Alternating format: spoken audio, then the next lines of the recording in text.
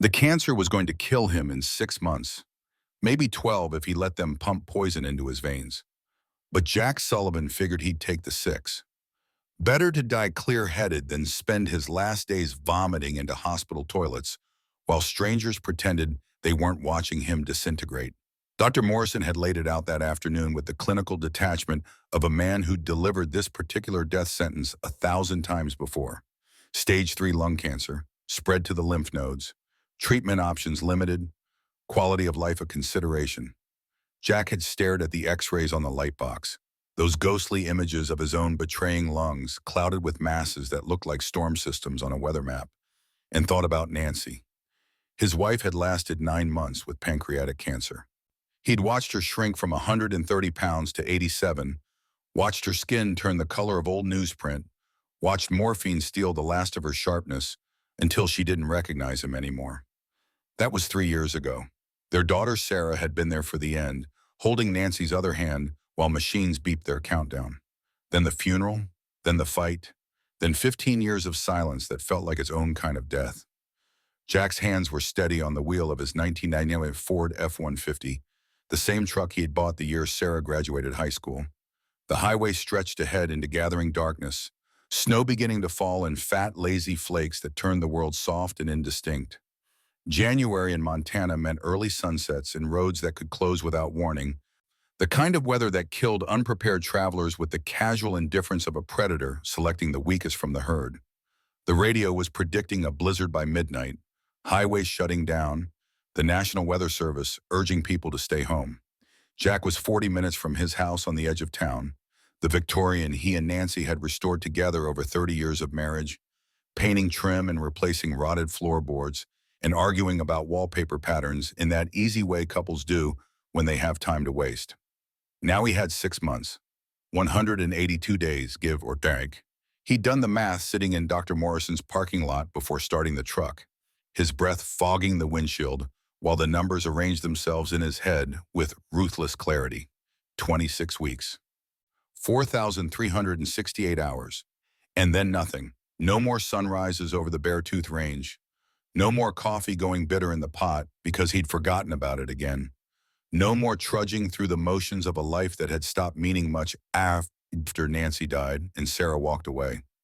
The thought should have terrified him. Instead, he felt a strange calm settling into his bones.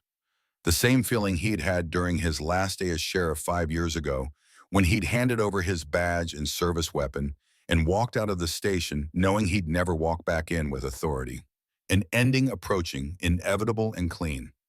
No more waiting for the phone call that never came, Sarah's voice on the other end finally ready to talk. No more lying awake at 3 in the morning, wondering if she was alive or dead, or just done with him forever. 6 months would take him to July. Maybe he'd see one more Montana summer before the cancer finished what 40 years of Marlboros had started. He'd quit smoking the day Sarah was born, stood in the hospital parking lot, and crushed an entire pack under his boot heel like he was killing something dangerous. Nancy had laughed when he told her, that bright, delighted laugh that came from someplace deep in her chest where joy lived. Jack had meant it, meant the quitting, meant the promise that he'd be around for his daughter, meant all the things a man means when he's 25 and stupid enough to believe willpower matters more than biology. 30 years smoke-free, and the damage was already done. Cells mutating in the dark while he served warrants and investigated break-ins and told himself he was building something that mattered. The crying started as a sound he almost dismissed as wind. Highway 47 was empty this time of night, especially with weather turning, and his mind had been elsewhere. Dwelling on the past like an old man, which he supposed he was now, 65 years old with dying lungs and an empty house waiting for him. But the sound came again, cutting through the white noise of snow against windshield and tires on pavement, high and desperate and unmistakably human. A baby's cry, thin and fading, the kind of sound that bypassed thought and went straight to instinct. Jack's foot was on the brake before his brain caught up. The truck slowed, fishtailing slightly on the fresh snow accumulating across asphalt. He cranked down the window and cold slammed into his face hard enough to make his eyes water. The crying was clearer now, coming from somewhere off to the right, maybe 50 yards into the darkness beyond the shoulder. Could be his imagination. Could be the cancer spreading to his brain earlier than expected, making him hear things that weren't there. Dr. Morrison hadn't mentioned hallucinations, but Jack knew enough about dying to understand the body quit in stages, betraying you one system at a time. Except the cry came again. Weaker this time, barely audible over the wind starting to howl as the storm system moved in with purpose. Jack pulled the truck onto the shoulder and killed the engine. In the sudden silence broken only by ticking metal and howling wind, he sat and listened. Nothing. Then, there. A tiny whale swallowed almost instantly by the storm, but real enough that his hands were already reaching for the door handle. 40 years as sheriff had taught him that isolation played tricks. Night shifts on empty highways could conjure sounds from nothing, tire noise becoming footsteps, wind and power lines becoming voices. He'd learned to trust his gut over his senses, and his gut said someone was out there needing help. Jack grabbed the mag light from under his seat and stepped into the storm. The cold hit like a physical blow. Temperature had to be 15 below before wind chill, and the wind was gusting hard enough to make him stagger.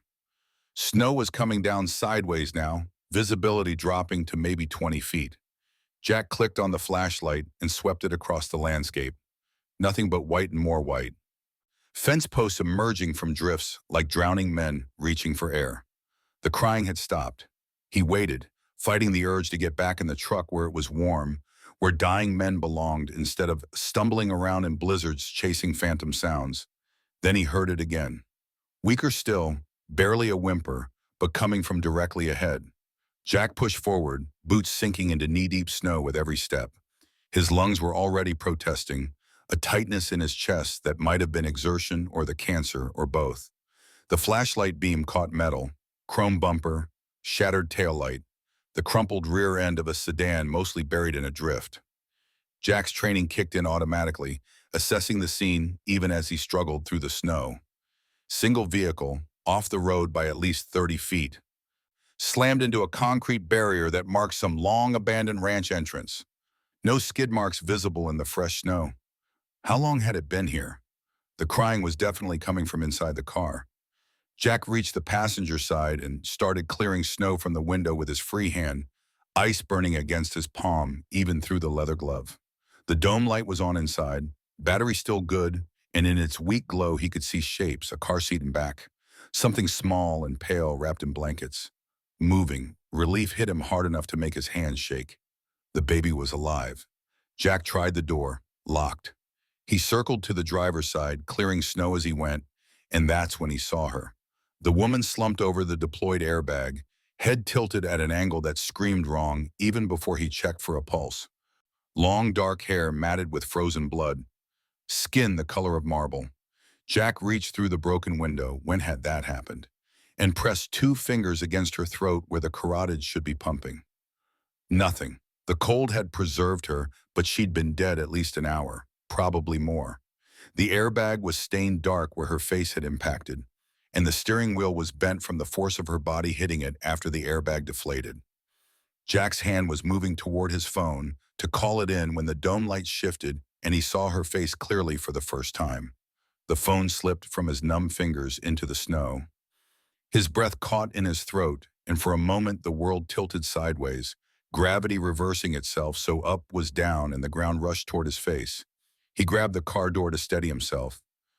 Metal so cold it felt hot against his palm, and stared at the dead woman's face.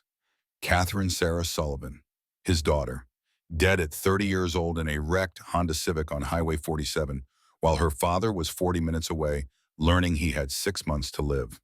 The sound that came out of Jack's mouth wasn't quite human, part sob, part roar, the noise a wounded animal makes when it's too hurt to run and too proud to lie down.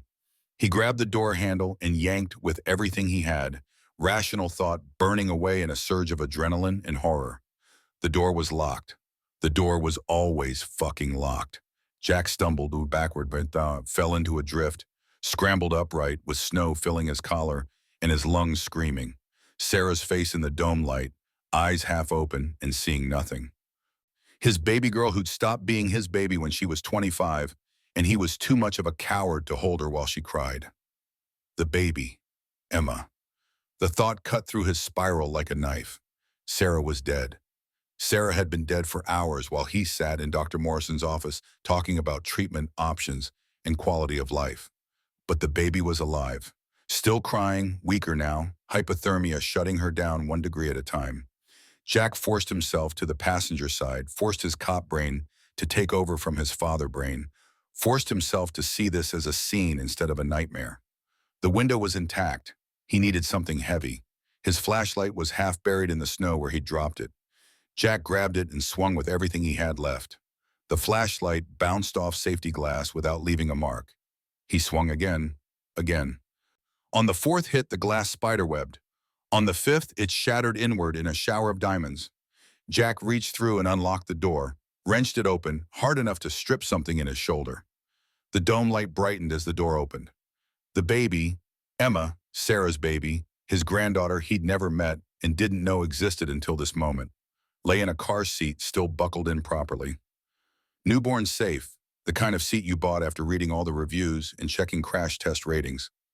Sarah had always been careful like that, thorough. Emma's lips were blue. Her tiny face was the wrong color, that gray-white shade that meant the body was shutting down to preserve the core. Jack fumbled with the car seat buckle, his fingers too cold and clumsy.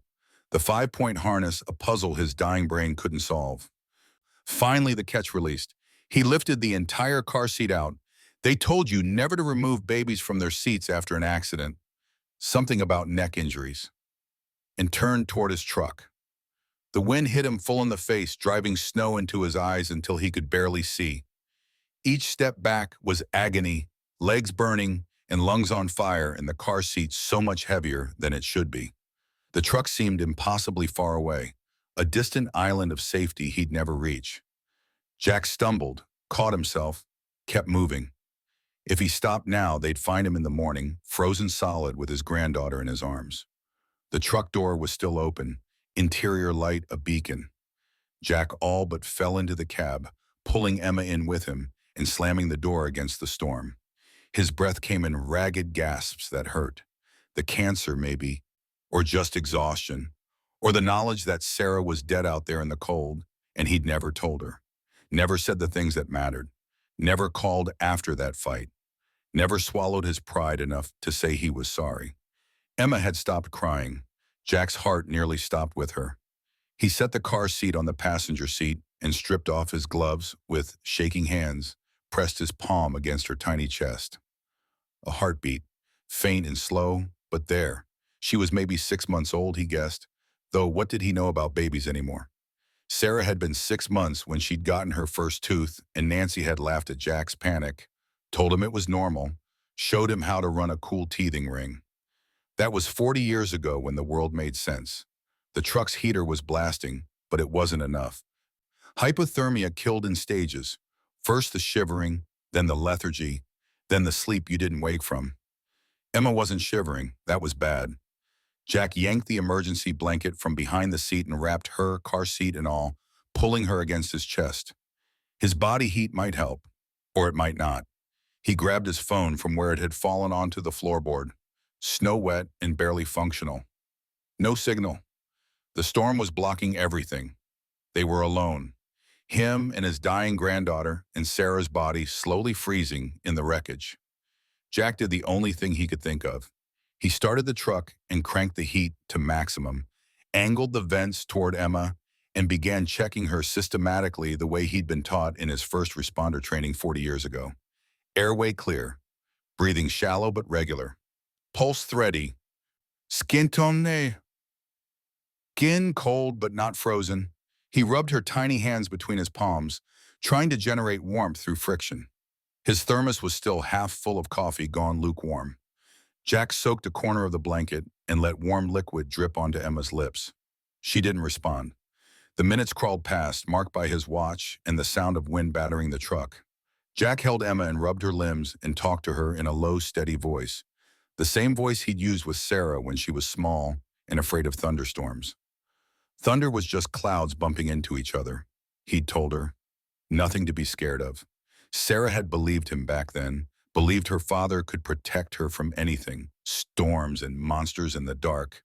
Then she grew up and realized he was just a man who didn't know how to say I love you out loud, who showed affection through fixing things and providing and being present without ever really being there. After 20 minutes, Emma's color started to improve. After 30, her eyelids fluttered. After 45, she whimpered, a tiny sound that nearly broke him. Jack felt tears freezing on his face and didn't bother wiping them away. Emma's eyes opened, dark eyes like Sarah's, like Nancy's, and looked up at him with the unfocused confusion of someone waking from a nightmare. Then her face screwed up and she started to cry, a proper cry this time, angry and alive. Jack had never heard a more beautiful sound. He let her cry, holding her close and rocking slightly, humming a tune he didn't realize he remembered. You are my sunshine, my only sunshine. Nancy used to sing it to Sarah. Sarah probably sang it to Emma. The lullaby that traveled down through generations, simple and stupid and somehow perfect. Emma's crying gradually subsided into hiccups, then whimpers, then silence as exhaustion claimed her. Jack kept rocking anyway, afraid to stop, afraid that if he did, she'd slip away. The snow was piling up around the truck, drifts building against the doors. Jack's phone showed 2:47 a.m. and still no signal. The blizzard wouldn't break before dawn, and dawn was hours away.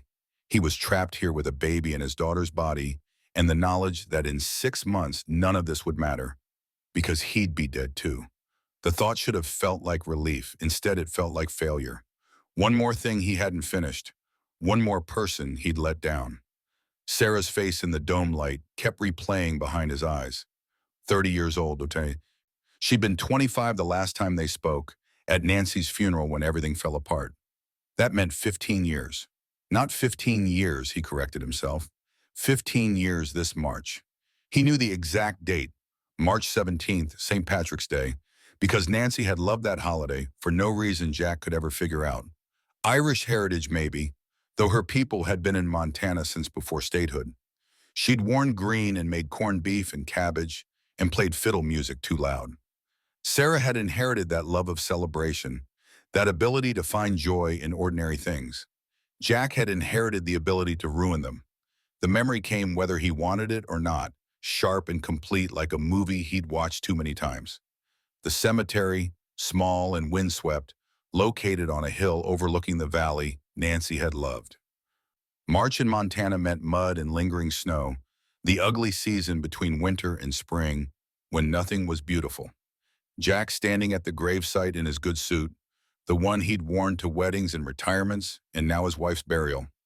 Standing dry-eyed while the minister said words Jack didn't hear, watching them lower Nancy's casket into frozen ground. Sarah beside him, 25 years old, and sobbing into her hands, asking him over and over why he wasn't crying, why he just stood there like a statue when Mom was gone forever. Because crying wouldn't bring her back, he'd said. Because crying was private. Because men didn't fall apart in public where everyone could see. Because he'd already done his crying. 2 years of watching Nancy die by inches while he sat helpless, holding her hand and counting breaths, and learning that love wasn't enough to stop the inevitable.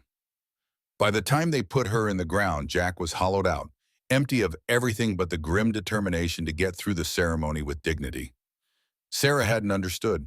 Of course she hadn't. She was 25 and still young enough to believe showing emotion meant having it. The fight had come later, at the house, after the neighbors left, and it was just the two of them in the kitchen that still smelled like Nancy's coffee. Sarah standing across from him with her mother's eyes and her mother's temper, demanding to know if he'd ever actually loved Nancy at all. How could he just stand there at the funeral? How could he not say anything? How had he lived with Nancy for 30 years without ever telling her he loved her where Sarah could hear it? Jack had tried to explain, badly, because words weren't his strength and never had been. He'd shown Nancy love every day through action, fixed the porch when it sagged, changed the oil in her car, sat with her during chemo. What did words matter compared to that? Sarah had looked at him like he was speaking a foreign language. Words were all that mattered, she'd said. Mom needed to hear it. Sarah needed to hear it. All Jack's fixing and providing and showing up meant nothing if he couldn't say 3 simple words. The argument spiraled from there, picking up momentum like a runaway truck. Sarah accusing him of being emotionally unavailable, shut down, cold. Jack defending himself poorly because how do you defend against the truth? He'd never been good with emotions. His father had been a taciturn farmer who measured love in acres plowed and bills paid. Jack had learned that same silent language and passed it down without realizing Sarah needed something different. By the time he understood what she was asking for, she was already walking toward her car with her keys in her hand and her face twisted with grief and fury. The last thing she'd said before driving away, I can't look at you and see Mom's face and know that you never told her what she meant. The last thing he'd said back, where are you going? Like that mattered. Like the destination was the point. She'd left and he'd stood in the driveway watching her taillights disappear, telling himself she'd cool down and come back and they'd figure it out. Instead, she'd vanished, changed her number, stopped returning emails, moved somewhere he couldn't find her. 15 years of silence that he'd told himself was what she wanted, what she needed, space to grieve without his inadequate presence reminding her of everything he'd failed to be. Now she was dead, dead in her car with a baby in the back seat, and Jack would never get the chance to tell her he was sorry. Sorry he'd failed Nancy. Sorry he'd failed Sarah. Sorry he didn't know how to be the father she needed instead of the father his father had taught him to be. The words she'd wanted from him were locked inside a dead man's mouth, and in 6 months he'd take them to the grave. Emma stirred against his chest, making the small, snuffling sounds babies make in sleep. Jack looked down at her, this tiny stranger who was his last living blood relative, and felt something shift in his chest. Not grief exactly, though there was plenty of that. Something harder to name. Purpose maybe, or obligation. This baby girl had almost died tonight. Would have died if Jack hadn't been driving past at the exact right moment. Sarah's last act had been strapping Emma into her car seat properly, making sure she was secure and safe before what? Before the accident. If it was an accident. Jack's cop instincts were starting to whisper questions underneath the grief. Why was Sarah driving on Highway 47 at night in a blizzard? Where was she going? Where was she coming from? Why was she alone? The questions could wait. Right now, all that mattered was keeping Emma alive until help arrived. Jack held her and watched snow pile against the windshield and thought about last acts. Nancy's last act had been squeezing his hand and saying his name. Not clearly, but he'd known what she meant. His last act, he'd thought up until tonight, would be dying alone in the house. He couldn't make himself change because changing it meant accepting Nancy was really gone. Now maybe his last act would be something different. 6 months, half a year. Enough time to make sure Emma was safe, provided for, placed with someone who could love her the way Jack had never learned to love properly. The sky was starting to lighten toward dawn when Jack saw headlights cutting through the snow. Red and blue flashers followed. Sheriff's Department. He felt a wash of relief so strong it made him dizzy. Help had arrived. He wouldn't have to watch his granddaughter die in his arms. Whatever happened next, at least he'd done this much. The flashers stopped behind his truck and a figure emerged, bulky in a winter parka. Jack recognized the walk before he saw the face. Tom Reeves, 45 years old, and sheriff for the past 3 years since Jack retired. Jack had trained him from rookie, taught him everything he knew about policing a county where everyone knew everyone and secrets were currency. Tom trudged through the drifts to Jack's window and leaned in, his face creased with concern and confusion. Jack rolled down the window and cold flooded back in. Tom's expression shifted as he took in the scene. Jack holding a baby, both of them wrapped in emergency blankets, Jack's face telling a story Tom didn't want to read. "What the hell are you doing out here?" Jack's voice came out rough, scraped raw by cold and grief. "Call it in. Fatality accident, approximately midnight. Driver deceased. Infant survivor, hypothermic but stable." Tom's training kicked in automatically, reaching for his radio. Then he stopped, looking more closely at Jack's face. "Who's the driver?" Jack couldn't say it. The words stuck in his throat like broken glass. Tom waited, patient the way Jack had taught him to be with witnesses in shock. Finally, Jack forced it out. "My daughter, Catherine." The silence that followed was so complete Jack could hear his own heartbeat. Tom knew about the estrangement.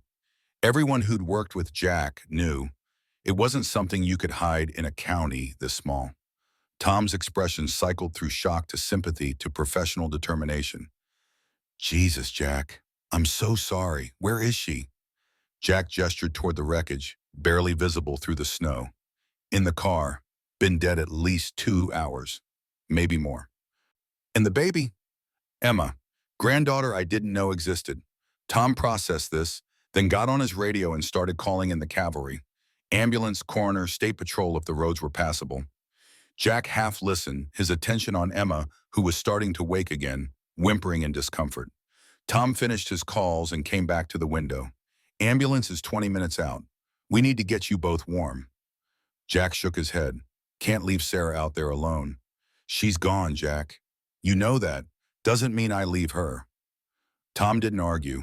He trudged to his cruiser and came back with more blankets, helped Jack wrap Emma more thoroughly. They sat in silence while the sky continued to lighten and the snow began to ease. Other vehicles arrived, the ambulance first, then the coroner's van, then a state patrol cruiser that had made it through from the county line. Paramedics swarmed Jack's truck, a woman in her 30s with kind eyes taking Emma from his arms despite his reluctance to let go. We've got her, Mr. Sullivan. Let us work. Jack watched them carry Emma to the ambulance, disappearing inside with their medical bags and equipment. Tom helped him out of the truck, steadying him when his legs nearly gave out. Standing upright after sitting for 6 hours sent pains shooting through Jack's lower back and hips, arthritis and cancer and 65 years combining into a symphony of hurt. He limped toward Sarah's car, needing to see her again, needing it to be real. The coroner was already there, a young guy Jack didn't recognize, probably hired in the last 5 years. He looked up as Jack approached. Started to say something about contaminating a scene. Tom cut him off with a look. This is Sheriff Sullivan, the former sheriff. That's his daughter. The young coroner's face shifted, professional detachment giving way to awkward compassion. I'm very sorry for your loss. Jack ignored him, looking past into the car, where Sarah's body sat frozen in death. Someone had closed her eyes. That was good. He couldn't have handled seeing them staring at nothing. Her face was peaceful in death, the way dying people's faces never actually were. But Jack didn't need the pretty lie. He'd seen enough death to know Sarah's last moments had been terror and pain and the desperate hope that Emma would be found. She'd buckled that car seat so carefully, made sure her daughter was safe even knowing she was dying. The young coroner was saying something about procedures, about needing to transport the body for autopsy, about estimated time of death. Jack wasn't listening. He was looking at Sarah's hands, still gripping the wheel, looking at her hair, the same dark brown Nancy's had been before the cancer took it, looking at her and cataloging all the ways she resembled the girl he'd watched graduate high school and all the ways she'd become a stranger. 15 years was enough time to become a different person. Apparently, it was enough time to become a mother. Tom's hand on his shoulder pulled him back. Jack, we need to let them work. You need to get checked out. You were in that truck all night with no heat. The truck had heat, you know what I mean? Jack let himself be led away, back to Tom's cruiser where he could sit while the professionals did their jobs. The ambulance was already leaving, sirens cutting through the dawn. Emma on her way to County General where they had warming equipment and pediatric specialists and all the things babies needed when they'd nearly frozen to death. Jack should be with her. Except he was here, watching strangers zip his daughter into a body bag and load her into a van. Watching them photograph the scene and measure skid marks and treat Sarah like evidence instead of a person who'd laughed and cried and made all the mistakes young people make when they think they have time to fix them. The questions he'd pushed aside in the night came flooding back. Tom was on his phone coordinating something when Jack grabbed his arm. Scene photos. I need to see them. Jack, now Tom, please. Tom hesitated, then pulled up images on his phone from the state patrol photographer. Jack scrolled through them with the cold detachment of a cop examining evidence. Exterior damage, front end crushed, driver's side crumpled inward. Interior, airbag deployment, steering wheel bent, blood spatter consistent with blunt force trauma. Road conditions, snow obscuring most tire marks but some visible leading up to the barrier. Jack zoomed in on those marks. Single set, Sarah's Honda. But there, barely visible, a second set of tracks. Larger vehicle, wider wheelbase. Pickup truck maybe, or SUV. Tom saw where he was looking. Could be nothing. Could be someone else who came through before the snow covered everything. Could be someone ran her off the road. That's a leap, is it? Young woman driving alone at night in a blizzard? Where was she going? Tom? Where was she coming from? Why was she on Highway 47 instead of Interstate 90? Tom didn't have answers, neither did Jack. But the questions were starting to form a picture he didn't like. Shadow details emerging from fog. Sarah had been running from something, or towards something. Either way, this crash wasn't the accident the scene wanted him to believe it was. The coroner's van pulled away with Sarah's body inside. Jack watched it go, trailer lights fading into gray morning. Tom was still talking about procedures and protocols and things that needed to happen. Jack let the words wash over him until one phrase cut through the noise. FBI called, said they need to talk to you about Catherine. FBI? Yeah. Apparently your daughter was on their radar. They're sending someone this morning. For what? Tom's expression said he knew more than he wanted to say. Better let them tell you. But Jack, whatever Sarah was into, it's bigger than a car accident. The drive to County General took 40 minutes through snow that was finally stopping. Jack rode with Tom, neither of them talking much, the silence comfortable in the way it can only be between people who've known each other long enough that words are optional. Jack watched Montana scroll past outside the window. Fence posts and empty fields and the Beartooth Range in the distance. Mountains older than anything human pretending to care about. This land had been here before his family arrived and would be here after his cancer ate its way through his lungs. Emma would grow up seeing these same mountains, if she survived. If Jack could figure out how to keep her alive and safe when he didn't know the first thing about babies and had 6 months before his expiration date. The hospital was the same building where Nancy had died, where Sarah had been born 30 years earlier, where Jack had spent too many hours in waiting rooms reading old magazines and drinking terrible coffee. He knew the layout by heart. Emergency entrance to the left, main entrance front and center, loading docks around back where the real work of dying happened away from public view. Tom parked an emergency and they walked in together, boots tracking melting snow across tile floors. A nurse at the intake desk looked up and her expression shifted to recognition mixed with sympathy. Half the hospital had probably heard by now. Small county, smaller network of people who knew everyone's business. Sarah Sullivan's baby brought in after Sarah Sullivan's fatal accident, while Sarah Sullivan's father sat in a truck all night keeping the infant alive. The story was already writing itself, details being embroidered in break rooms and passed between shifts. Emma's in pediatrics, the nurse said. 4th floor, Dr. Sharma is handling her case. Jack thanked her and headed for the elevators with Tom trailing behind. The 4th floor was quieter, painted in the aggressive pastels that someone had decided made sick children feel better. Jack had always hated these colors, aggressively cheerful yellows and pinks that tried too hard. Nancy had liked them, though, said they were hopeful. Jack figured hope was just another word for denial. Sharma met them in the hallway outside the pediatric wing, a small woman in her 50s with graying hair pulled back, and the kind of exhausted competence that came from too many years dealing with sick kids. She shook Jack's hand with a firm grip. Mr. Sullivan, your granddaughter is stable. We've treated the hypothermia successfully, and she's warming up nicely. No frostbite, no apparent neurological damage. She was very lucky. Lucky. The word sat wrong. Emma wasn't lucky. She was alive because her mother had strapped her in carefully, and Jack had happened to be driving past at the right moment. Luck was something you bought lottery tickets hoping for. This was survival, purchased with Sarah's death. Can I see her? Of course. But Mr. Sullivan, we need to discuss some things first. Does Emma have a father? Jack realized he had no idea. Sarah might have been married, might have had a partner, might have been single. 15 years of silence meant Jack didn't know anything about her life. I don't know. Sharma's expression said she was used to complicated family situations. Well, until we can locate next of kin, you're her closest living relative. That means some decisions will fall to you. Child Protective Services has been notified. A social worker will be here shortly to discuss temporary placement. Jack felt something cold settle in his stomach. Placement? Emma is 6 months old. She needs round-the-clock care. If there's no other family, or the other family, she'll need to be placed with a foster family until, she's staying with me. The words came out before Jack had thought them through. Pure instinct overriding reason. Dr. Sharma exchanged a glance with Tom that Jack couldn't quite read. Mr. Sullivan, I understand you're grieving, but raising an infant requires I'm her grandfather. Her mother just died. I'm not sending her into the system. Tom spoke up quietly. Jack, maybe we should talk about this. Jack turned on him with more force than he'd intended. My daughter is dead. My granddaughter just survived hypothermia.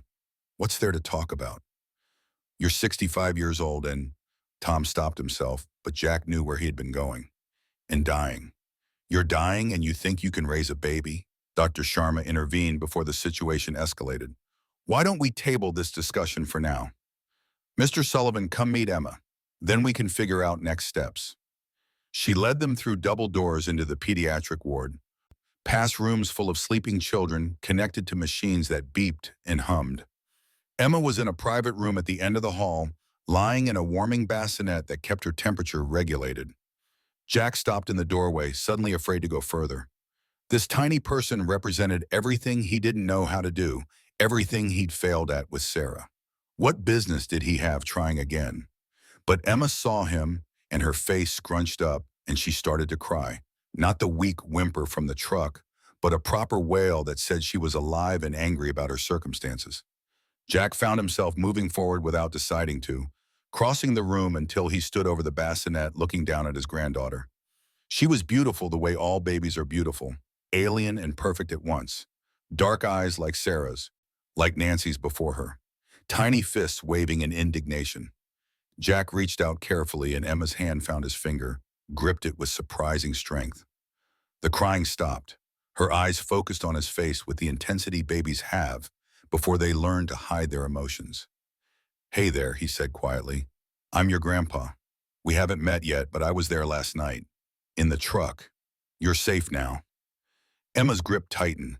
Jack felt something in his chest crack open, grief and love and terror mixing into something he couldn't name. He'd failed Sarah. Let her walk away and never gone after her. Let pride and stubbornness and his own emotional inadequacy destroy their relationship. Now Sarah was dead and this baby was all Jack had left, all that remained of his family line. Emma Nancy Sullivan, named for his wife without him knowing, carrying their legacy forward into a world Jack was about to leave. 6 months. He had 6 months to figure out how to keep her safe, to make sure she landed somewhere good when he died. 6 months to do what he should have done with Sarah.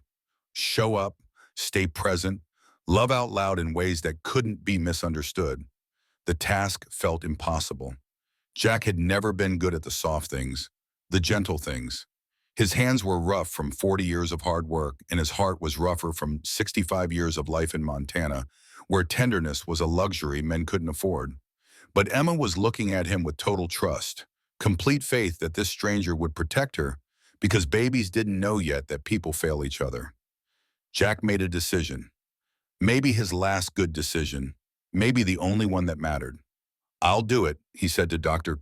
Sharma without looking away from Emma. I'll take care of her. However long I've got. Mr. Sullivan, Jack cut her off. I know I'm old. I know I'm not ideal. But she's mine and I'm keeping her. We'll figure out the rest. Dr. Sharma looked at Tom, who shrugged. Jack Sullivan was the most stubborn man I ever met, Tom said. When he decides something, arguing is just wasting breath. Then I'll notify Child Services that you're seeking custody, Dr. Sharma said. But Mr. Sullivan, they're going to have questions about your health, your ability to provide care, your living situation. I'll answer them. There's something else. The social worker coming, Mrs. Patterson, she's very thorough. And with your daughter's death being investigated, there will be scrutiny. Investigated how?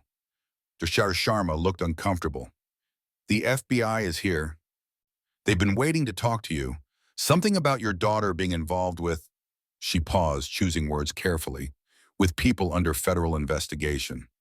The FBI agent waiting in the hospital conference room looked exactly like what Jack expected federal law enforcement to look like. Pressed suit despite the early hour, laptop open on the table, expression carefully neutral in that way people practiced when they delivered bad news for a living.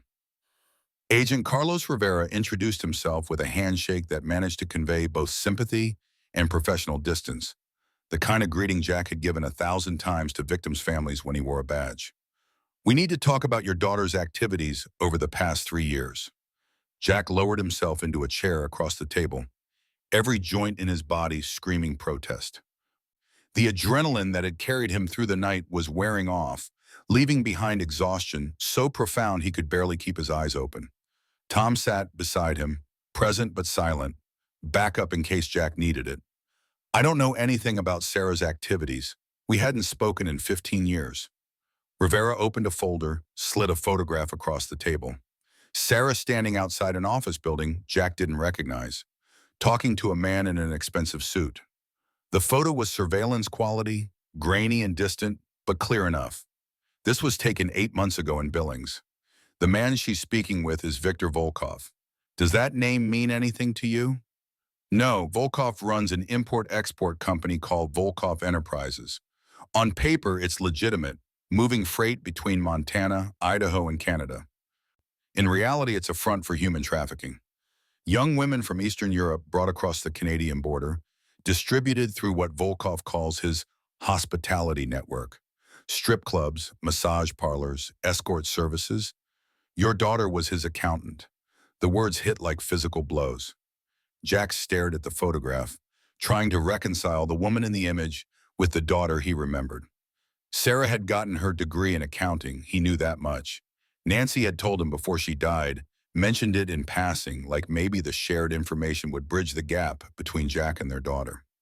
Now that degree had led Sarah into the orbit of a human trafficker. She knew what he was doing. Rivera's expression suggested the question was more complicated than Jack wanted it to be. "We think so." The bookkeeping was sophisticated, multiple shell companies and offshore accounts. Someone with basic accounting skills couldn't have managed it. But whether Sarah participated willingly or was coerced, we're not sure. Tom leaned forward. "You're saying she might have been a victim? We're saying the situation was complex. 3 days before she died, Sarah contacted our field office, said she had evidence against Volkov, complete financial records, shipping manifests, communications logs. She wanted witness protection in exchange for testimony. Jack's detective instincts, dormant for 5 years but never gone, started assembling the pieces.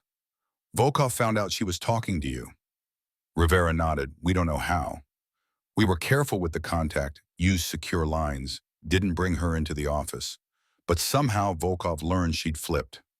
The night she died, she called our duty officer in a panic, said someone had found out, said she was taking her daughter and running. That was 11:47 p.m. Highway Patrol got the accident report at 12:32 a.m. 45 minutes, Jack said. 45 minutes from making that call to dying on Highway 47. Where was she going? We don't know. The location we'd arranged for her pickup was in Bozeman, 70 miles northwest. She was driving southeast when she crashed, away from safety, toward nothing, just empty highway. Unless she wasn't running to somewhere, she was running from someone. That's our working theory." Jack thought about the second set of tire tracks at the accident scene, the way Sarah's car had hit the barrier at an angle that suggested evasive maneuvering rather than weather-related skidding. Someone ran her off the road. Rivera's silence was confirmation enough. Jack felt rage building in his chest, hot and clean, burning through the exhaustion and grief. His daughter had been murdered, not killed in an accident, not lost to random chance, but deliberately run off a highway in a blizzard while trying to protect her baby. The why and who were questions that needed answering. Needed it with the kind of urgency Jack hadn't felt about anything in 5 years. What evidence did Sarah have? That's what we need to find. She mentioned a thumb drive when she called, said she'd hidden it somewhere safe, said we'd know where to look. We searched her apartment in Billings after she died. Nothing. Searched her car at the impound lot. Nothing. Either she was lying about having evidence, or it's somewhere we haven't thought to check. Jack stood, the motion sending pains shooting through his lower back. I need to see her apartment. Mr. Sullivan, now, today. Whatever Sarah had, I'll find it. That's what I do. Did. Whatever. Rivera exchanged glances with Tom, some silent communication passing between them that Jack was too tired to decode. We've already processed the scene. There's nothing there. Then it won't hurt for me to look. You're not law enforcement anymore. I can't bring a civilian into an active investigation. Jack leaned forward, palms flat on the table, the posture he'd used for 40 years when someone needed to understand he wasn't asking permission. That's my daughter who died. My granddaughter who almost froze to death. You want Volkov? I want him more. And I know how to find evidence when federal agents miss it because I spent 4 decades doing exactly that in a county where people hide things in ways city cops don't understand. Rivera considered this, then closed his laptop with a decisive click. Fine, but we do this my way. You see what I allow you to see, touch what I say you can touch, and if you find something, it goes through proper channels. Agreed? Agreed. Tom stood as well. I'm coming too. Rivera looked like he wanted to argue but recognized futility when he saw it. Fine. We leave in an hour.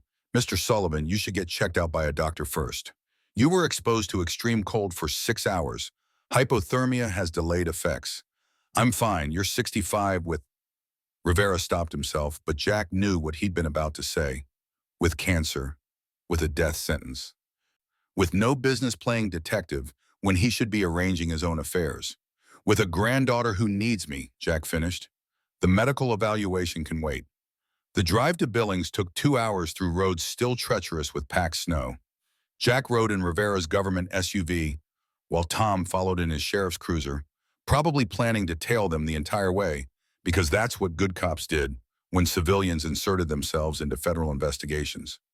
Jack spent the drive staring out the window at Montana scrolling past, the same landscape he'd patrolled for decades now, looking foreign and hostile. Somewhere in these mountains and valleys, Victor Volkov was conducting business as usual, moving his human cargo and counting his money, while Sarah's body lay in a morgue cooling toward room temperature. Rivera made phone calls in the careful language of federal bureaucracy, coordinating with other agents and updating supervisors on the situation. Jack half listened, picking out the relevant details. Volkov had multiple operations across 3 states, over 40 women trafficked in the past 2 years that they knew about, probably more they didn't. Diplomatic complications because some of the victims were foreign nationals, jurisdictional headaches, the usual mess that happened when criminals were smart enough to spread their crimes across multiple law enforcement territories. Sarah's apartment was in a modest complex on the outskirts of Billings, the kind of place where people minded their own business and turnover was high enough that neighbors never learned each other's names. Rivera led Jack and Tom to a second-floor unit at the end of a breezeway. Yellow crime scene tape still stretched across the doorframe. Inside, the apartment had the violated feeling of a space thoroughly searched by professionals. Furniture moved away from walls, drawers pulled out, even the refrigerator standing open with its contents examined and discarded. Jack stood in the center of the living room and tried to see it through fresh eyes, tried to forget he was looking at his daughter's home and treat it like any other crime scene. The furniture was cheap but well-maintained, the kind of stuff you build at discount stores and expected to replace eventually. Nothing on the walls except a single photograph. Emma as a newborn, impossibly tiny, eyes closed in sleep. No other personal touches. No artwork, no decorations. Nothing that suggested Sarah had intended this place to be permanent. You said you searched thoroughly, Rivera gestured around the room. Every inch, pulled up the carpet, checked inside light fixtures, dismantled the plumbing traps. If something was here, we would have found it, unless you weren't looking for the right thing. Jack moved through the apartment slowly, cataloging details the way he'd been trained. The bedroom held a single bed neatly made, a dresser with clothes folded inside, a closet containing 3 outfits appropriate for office work. The bathroom revealed drugstore makeup and generic toiletries. The kitchen showed someone who cooked occasionally but not enthusiastically. Everything pointed to a person living minimally, keeping her footprint small, ready to leave at a moment's notice. In the nursery, barely more than a converted closet, Jack found evidence of the only thing Sarah had invested in. A crib with a good mattress, expensive compared to everything else in the apartment. A changing table stocked with premium diapers. Toys that looked carefully selected for developmental appropriateness. Books stacked on a shelf. Titles Jack recognized from reading to Sarah 40 years ago. Here was where Sarah had spent her emotional energy, the one area of life she hadn't kept provisional. Jack picked up one of the books. Where the Wild Things Are, the same copy he'd read to Sarah, or maybe just the same edition. The binding was worn from repeated readings. He flipped through pages and a photograph fell out, landing face up on the floor. Jack bent to retrieve it and his breath caught. The photo showed Sarah pregnant, maybe 7 months along, standing in front of this same bookshelf. But she wasn't alone. A man stood beside her, arm around her shoulders, both of them smiling at the camera. The man was tall, dark-haired, wearing a leather vest over a black t-shirt. On the vest's back, visible because of the angle, was a patch Jack recognized, a crowned skull with iron wings. Iron Oath Motorcycle Club, Montana chapter. Rivera was beside him in 2 strides, taking the photograph with gloved hands. I'll be damned, we knew she had a partner, but we couldn't ID him. Volkov wouldn't talk, his people wouldn't talk, and Sarah didn't mention anyone in her calls to us. Jack stared at the image, this frozen moment of happiness in what had clearly been a complicated and dangerous life. Sarah looked genuinely joyful. The tension visible in her office surveillance photo completely absent. The man beside her looked protective, without being possessive, one hand on her belly where Emma was growing. That's Cole Warren, Tom said quietly from the doorway. They call him Reaper. He's president of the Iron Oath Montana chapter. You know him? Tom nodded. He's been mostly clean since getting out of prison 2 years ago. Manslaughter charge, bar fight that went too far. Served 18 months. Word is he's been trying to go legitimate, keep his club out of the kind of trouble that brings federal attention. Rivera pulled out his phone, photographing the picture. This changes things. If Warren was Emma's father, he has parental rights. We need to locate him and determine his level of involvement in Volkov's operation. Jack felt something cold settle in his stomach. Emma's father was an outlaw biker who might be connected to the man who killed Sarah. The custody situation had just become exponentially more complicated. They moved through the rest of the apartment in silence, Jack's hope of finding evidence fading with each empty drawer and bare surface. Sarah had been smart, too smart to leave a thumb drive somewhere obvious, too careful to trust that her apartment wouldn't be searched if things went wrong. Whatever she'd hidden, it wasn't here. Back in the living room, Jack sank onto the couch and tried to think like his daughter. She'd known she was in danger, known Volkov might come for her, known she needed insurance. Where would she hide something important? Somewhere FBI wouldn't think to look, but someone who knew her might. Somewhere connected to Emma, because Emma was all that mattered to Sarah in the end. The car seat. Rivera looked up from examining the kitchen cabinets. What? The car seat Emma was in. When I pulled her out, it was buckled in tight, really tight. Like Sarah had made absolutely sure it wouldn't move no matter what happened. We examined the car seat at the hospital. It was just a car seat. Was it? Did you take it apart? Rivera pulled out his phone, made a call. Jack listened to one side of the conversation. Brief, clipped, ending with Rivera's expression shifting from skepticism to interest. They still have it at County General. We can get there in 2 hours.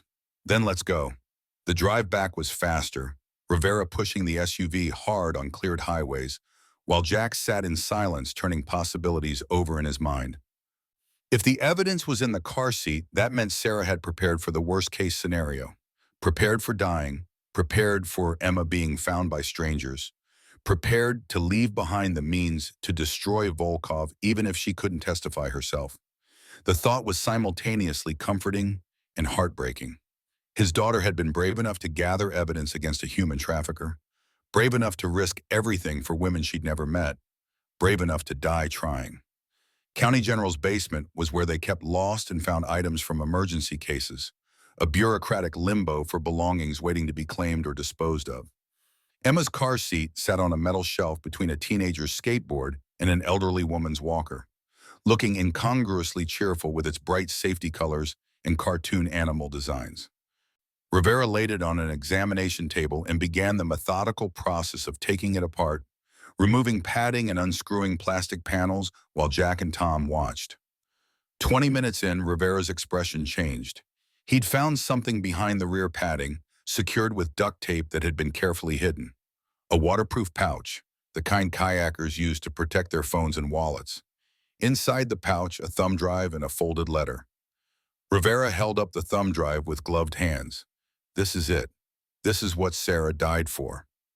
Jack reached for the letter, but Rivera intercepted him. Evidence, we need to process everything properly before...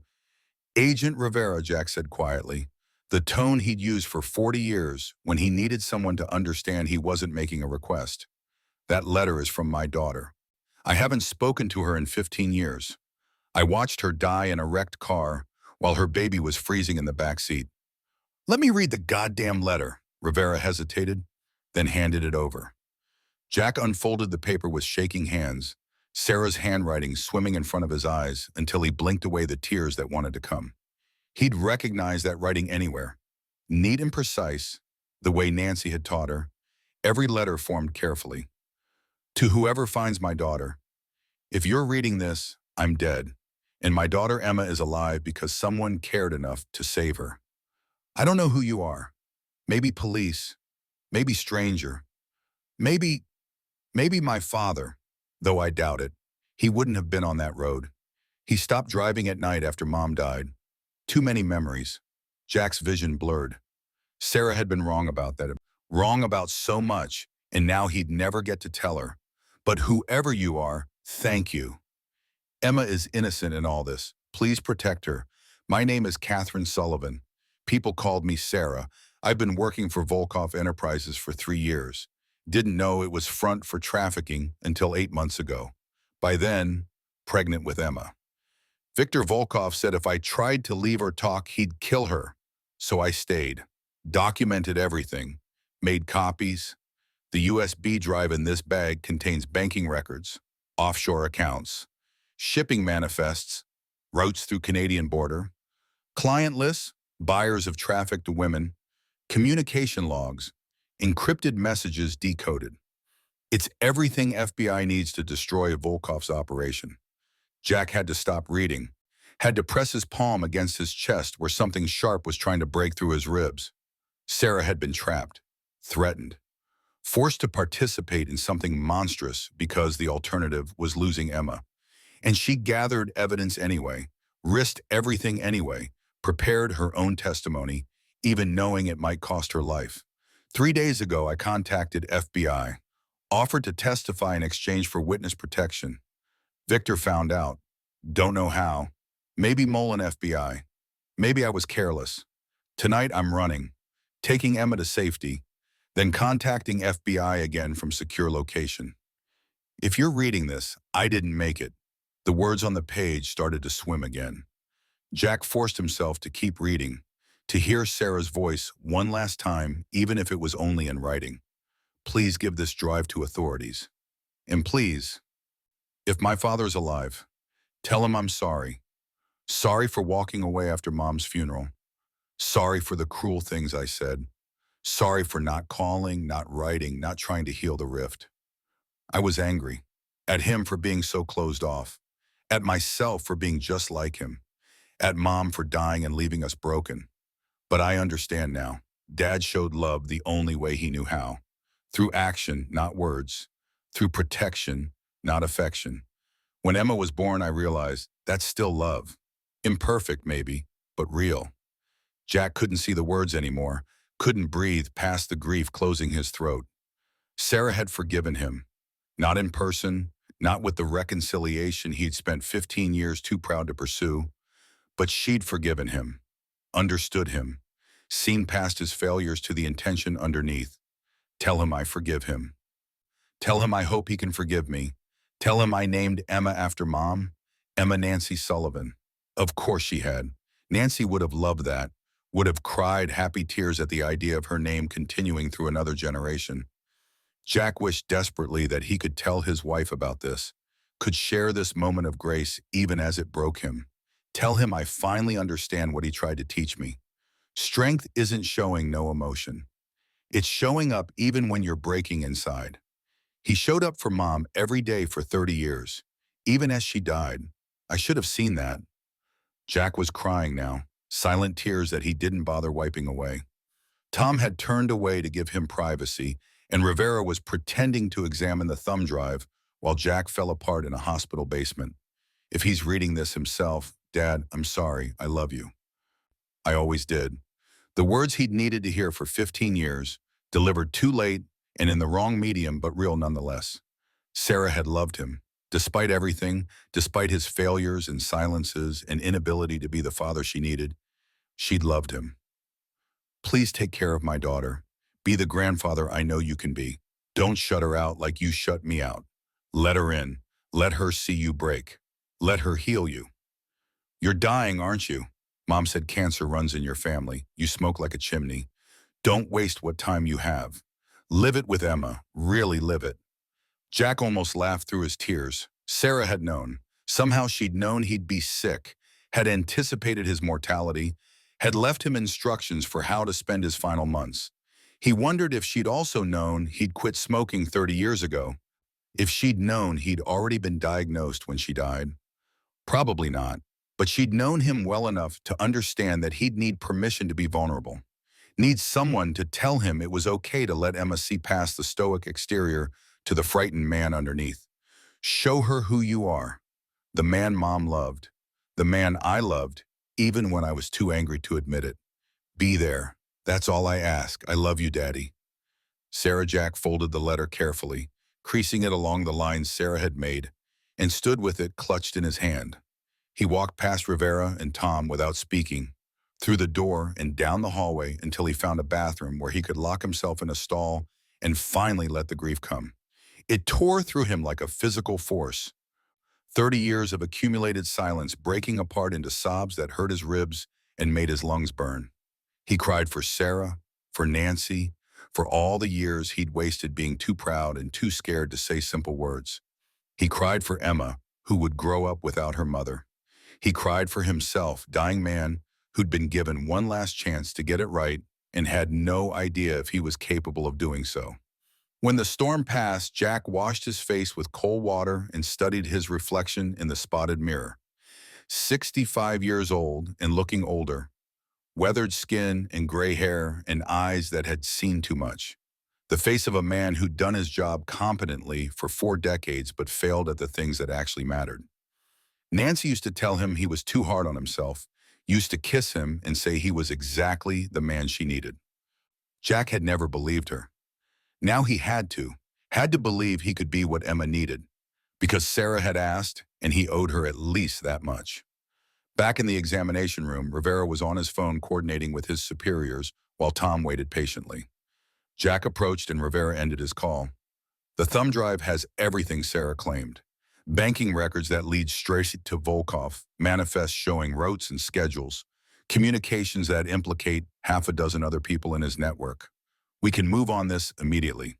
Arrest warrants, asset seizures, the works. Sarah's evidence is going to take down the entire operation. Good. Mr. Sullivan, I need that letter. It's part of the chain of custody. Jack looked at the folded paper in his hand, Sarah's last words to him. No, it's evidence. It's a letter from my dead daughter. You've got the thumb drive. That's what matters. The letter stays with me. Rivera started to argue, but Tom intervened. Let him keep it. The thumb drive is what you need for prosecution. Personal correspondence isn't relevant. Rivera clearly disagreed, but recognized when a fight wasn't worth having. Fine. But Mr. Sullivan, you need to understand what happens next. We move on Volkov. He's going to know the evidence came from somewhere. He's going to assume it was in Sarah's possession when she died. He's going to come looking. Let him come. You're not law enforcement anymore. You can't protect yourself, let alone a 6-month-old baby. Watch me. Tom's phone rang. He stepped away to answer it, came back a moment later with an odd expression. Jack, we've got a situation. Someone's at County General asking about Emma. Says he's her father. Cole Warren had cleaned up for the hospital visit, jeans instead of leathers, a button-down shirt that almost passed for respectable, his long hair tied back. But the tattoos visible on his forearms and the iron oath ring on his right hand gave away his affiliation to anyone who knew what to look for. He stood in the pediatric wing waiting area, deliberately calm, hands loose at his sides in the posture of someone who knew how to fight but wasn't looking for one. Jack approached with Tom and Rivera flanking him, three cops, current or former, presenting a unified front. Cole watched them come with eyes that assessed and calculated, the kind of situational awareness that came from years of living one wrong move away from violence. Jack spoke first, keeping his voice level. "You're Cole Warren, not a question." Cole nodded. "You're Jack Sullivan, Sarah's father." "How'd you know I'd be here?" "Small county, word travels. Heard about the accident, heard about Emma, figured you'd be wherever she was." The man had logic on his side. Jack crossed his arms, the classic cop stance that said he was listening but not convinced. "You're Emma's father." Again, not a question. Cole's jaw tightened. "Yes. Can you prove that?" Cole pulled out his phone, thumbed through photos, held it up. The screen showed Sarah and Cole together, Sarah very pregnant and laughing at something off camera. Another photo of Cole holding a newborn Emma, his face transformed by an expression of wonder that looked out of place on someone with prison time and gang affiliations. A third photo of all three of them, a family portrait taken in Sarah's apartment. "Sarah and I were together 2 years. She got pregnant. I asked her to marry me. She said not yet. Not until she could get clear of Volkov. You knew she was working for a human trafficker." Cole's expression hardened. "I knew she worked for Volkov Enterprises doing books. She told me what it really was 8 months ago, after Emma was born. Said she was scared, said Volkov threatened our daughter, said she couldn't leave without evidence to protect herself. I told her to run. She said running wouldn't fix it, wouldn't save the other women, wouldn't stop Volkov from coming after us eventually. So she gathered evidence instead. Yeah, against my advice. I told her it was too dangerous, told her to let the FBI handle it. She said the FBI couldn't help without proof, and by the time they built a case the traditional way, more women would be hurt." Sarah was, Cole's voice caught slightly. She was stubborn. Once she decided something was right, you couldn't talk her out of it. Jack recognized that stubbornness. He'd passed it down to Sarah through genetics and example. That Sullivan trait of digging in your heels and refusing to bend even when bending was the smart play. "Where were you 3 nights ago?" "Billings, at the clubhouse. 30 witnesses can confirm." Rivera stepped forward, badge visible on his belt. "Mr. Warren, I'm Agent Rivera, FBI. We're investigating your partner's death. We have some questions about your connection to Viktor Volkov." Cole's expression didn't change, but something shifted in his eyes, a wariness settling in. "I don't have a connection to Volkov. Sarah did. I stayed clear because prison already cost me enough time with my daughter. I wasn't risking more." "Did Sarah tell you she contacted the FBI?" "No, she said she was working on something but didn't give details. Said it was safer if I didn't know." "Last time we talked was 2 days before she died. She called from a burner phone, said she loved me, said she was getting Emma somewhere safe, and she'd contact me when it was clear. But she didn't. She died before she could." The grief in Cole's voice sounded genuine, but Jack had interrogated enough criminals to know grief could be performed. The question was whether Cole had any reason to want Sarah dead. If he was telling the truth about staying clear of Volkov, about wanting Sarah to quit working for the organization, then her death cost him the woman he loved and his daughter's mother. But if he was lying, if he'd been involved with Volkov's operation and Sarah's testimony would have implicated him, then killing her made a certain terrible sense. "I want to see my daughter." Tom spoke up. "Emma's in state custody pending investigation of her mother's death and determination of paternity. You'll need to provide DNA samples and wait for legal process." "How long? Depends. With a cooperative sample, maybe a week." Cole's hands clenched into fists, then deliberately relaxed. "A week. Fine. Where do I give the sample?" Jack watched this exchange and made a decision that probably wasn't smart but felt necessary. "You can see her. 5 minutes. Supervised." Everyone turned to look at him. Tom started to object, but Jack cut him off. "I'm her legal guardian until custody is determined. I'm allowing a supervised visit. Agent Rivera, you'll supervise. Document everything. If Warren makes any moves you don't like, you intervene." Rivera looked skeptical but nodded. 5 minutes. They walked together to Emma's room, an odd procession of law enforcement and outlaw. Emma was awake, lying in her warming bassinet and making the small noises babies make when they were working themselves up to a proper cry. Cole stopped in the doorway as if he'd hit an invisible wall, staring at his daughter with naked longing. "Hey, baby girl, it's Daddy." Emma's fussing stopped. She turned her head toward Cole's voice, eyes trying to focus. Cole moved forward slowly, hands shaking as he reached into the bassinet. Rivera tensed but didn't intervene. Cole lifted Emma with the careful competence of someone who'd done this before, cradling her against his chest. Emma settled immediately, one tiny hand finding Cole's shirt and gripping tight. "I'm so sorry. I'm so sorry I wasn't there." Cole was crying silently, tears running down his face into his beard.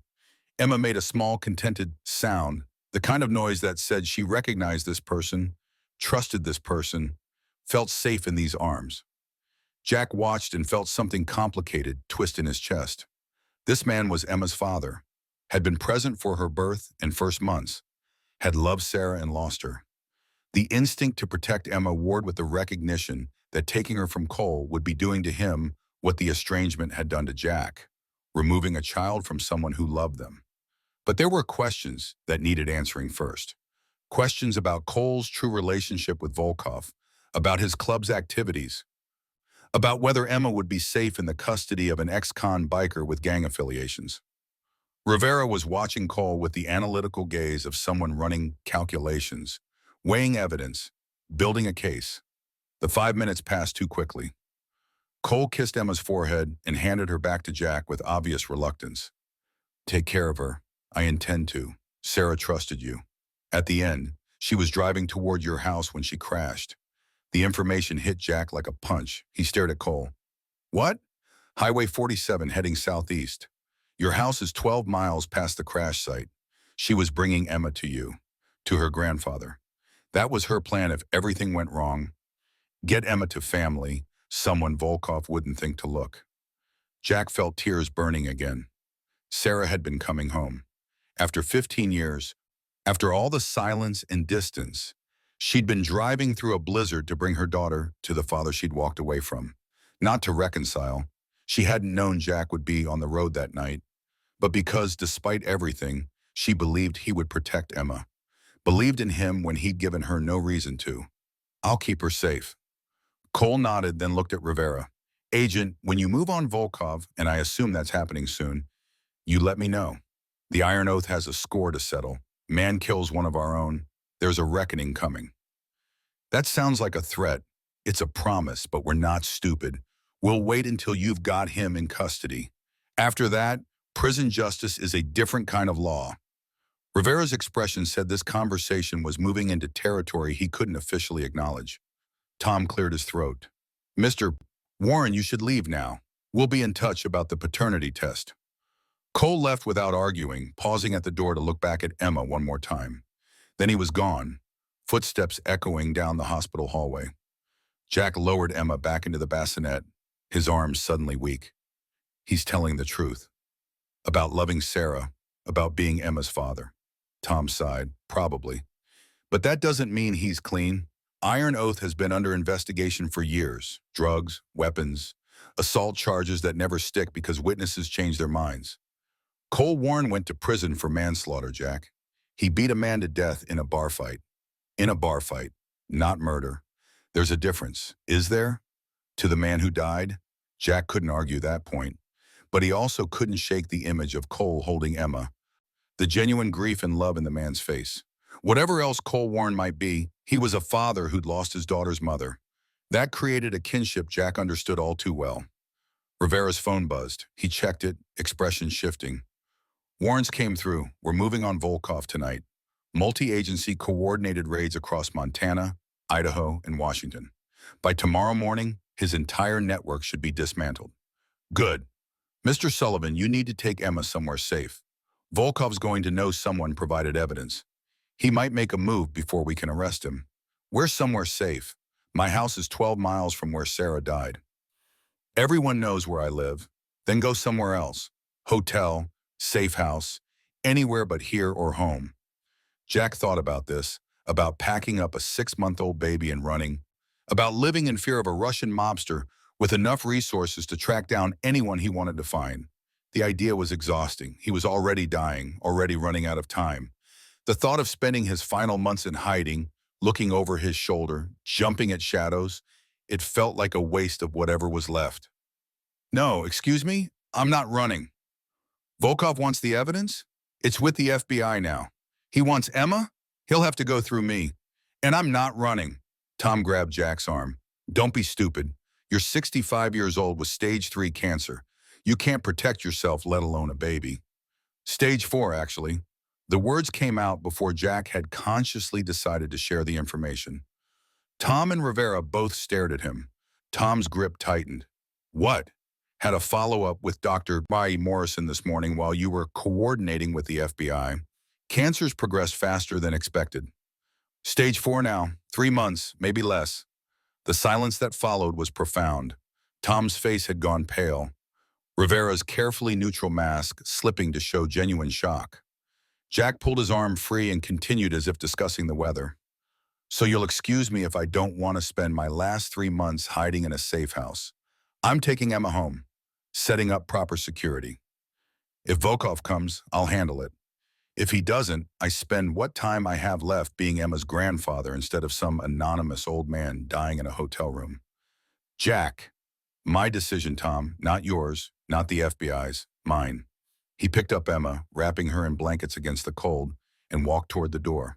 Behind him, Tom and Rivera exchanged looks that Jack didn't need to see to interpret. They thought he was being irrational, reckless, letting grief and anger override common sense. Maybe they were right, but Jack had spent 65 years making the sensible choice, the safe choice, and where had it gotten him? A dead wife and a strange daughter, and 3 months before cancer finished him. For once, he was going to do what felt right instead of what looked smart. The drive home was quiet, Emma sleeping in her car seat while Jack navigated familiar roads. The Sullivan house appeared around a curve, Victorian architecture looking tired in afternoon light. Jack pulled into the driveway and sat for a moment, engine idling, looking at the home he'd shared with Nancy for 3 decades. She'd loved this house, had picked it specifically for the wraparound porch and the turret room she'd turned into a reading nook. After she died, Jack had left everything exactly as she'd arranged it, turning the house into a museum of their life together. Now he was bringing Emma home. Nancy's granddaughter, Sarah's daughter, and the museum would have to become a living space again. Baby-proofing and bottles and diapers and all the chaos that came with infants. The thought was simultaneously terrifying and oddly comforting. The house needed life in it again, needed to remember its purpose. Jack carried Emma inside, laid her carefully on the couch cushions surrounded by pillows so she couldn't roll off, and began the process of transforming his home. The first-floor guest room became Emma's nursery. Jack moved furniture, cleaned surfaces, assembled the borrowed crib that Tom had dropped off earlier. His body protested every motion, arthritis and cancer and exhaustion combining into a symphony of pain, but he pushed through. This needed doing. By evening, the nursery was functional, if not perfect. Crib set up, changing table organized, supplies stocked from a frantic trip to the pharmacy that had left Jack bewildered by the sheer variety of baby products available. How had parenting become so complicated? When Sarah was born, they'd needed diapers and formula and maybe some rattles. Now there were 17 different types of bottles and 40 brands of wipes and elaborate contraptions for everything from warming bottles to sterilizing pacifiers.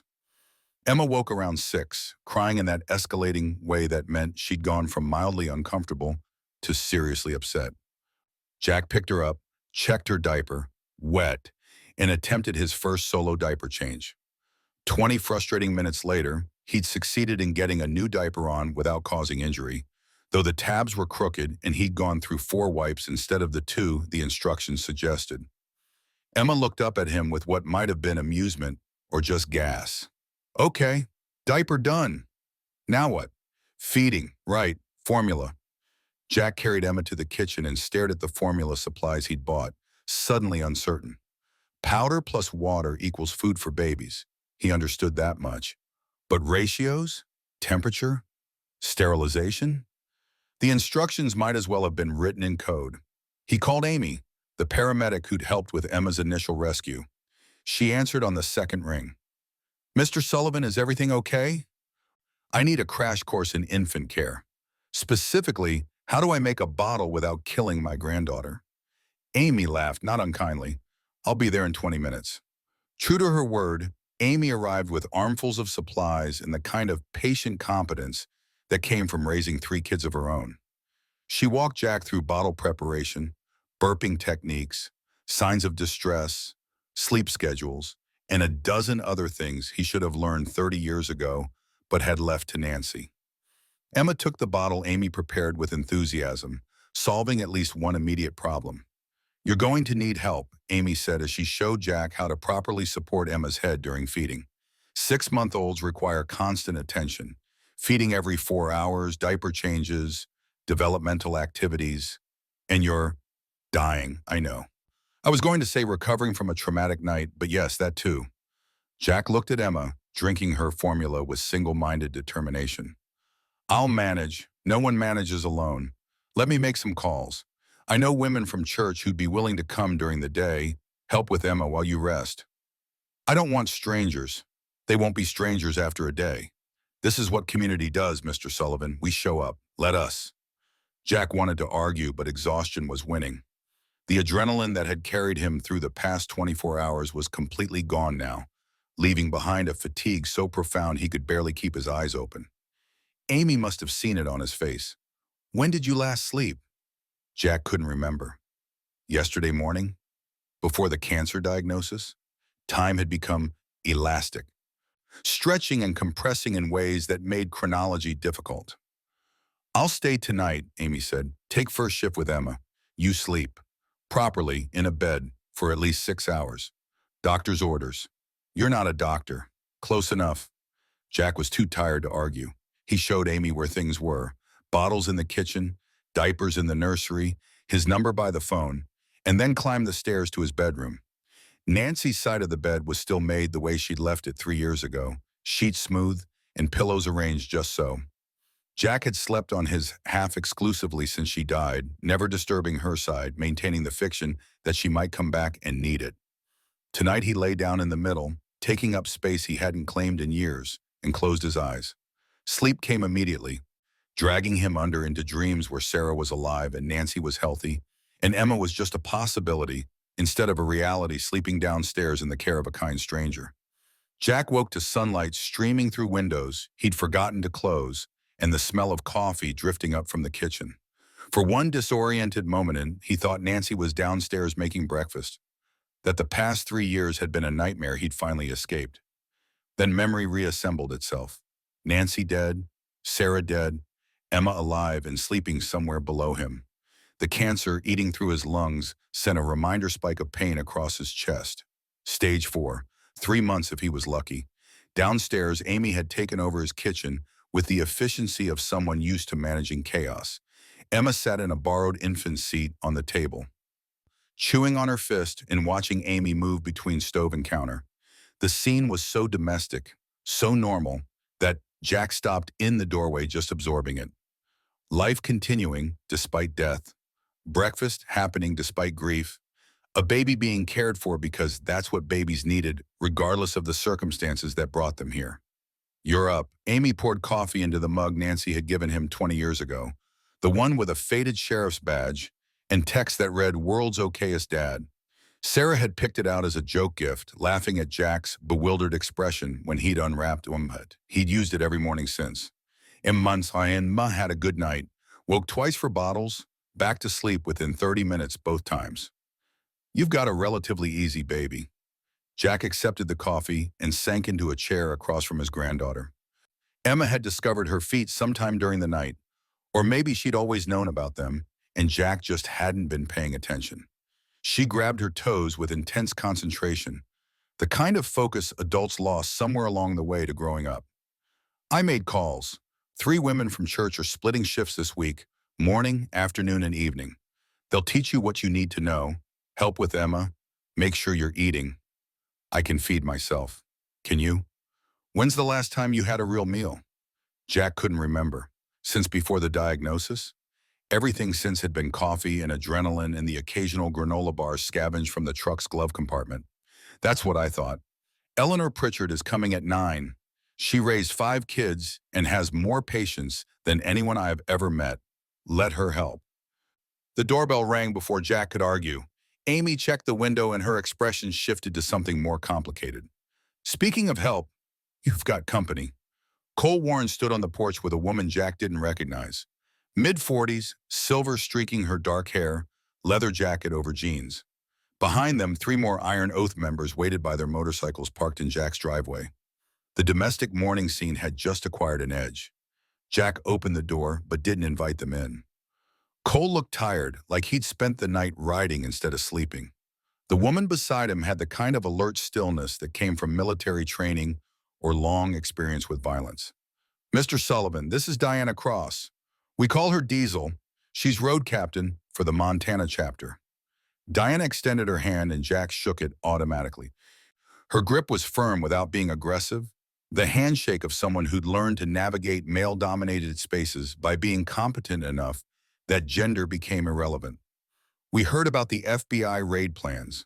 Volkov's going to know someone talked. He's going to come for Emma. Jack's hand moved instinctively to his hip, where his service weapon used to sit before he remembered he'd retired 5 years ago, and the gun was locked in a safe upstairs. So? So you can't protect her alone. We're offering help. I don't need help from an outlaw motorcycle gang. Cole's jaw tightened, but Diana spoke before he could. Outlaw's just a word people use when they don't understand brotherhood. We protect our own. Emma's one of ours. That makes you family by extension, like it or not. I don't need, you have stage 4 cancer and you're 65 years old.